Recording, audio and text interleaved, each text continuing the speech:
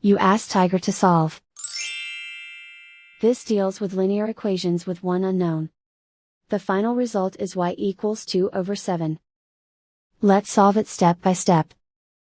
Simplify the expression. Group the coefficients. Convert the integer into a fraction. Combine the fractions. Combine the numerators.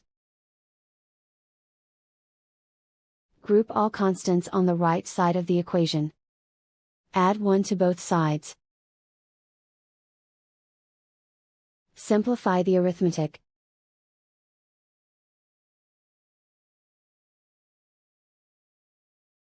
Isolate the y. Multiply both sides by inverse fraction 2/7. Group like terms. Multiply the coefficients.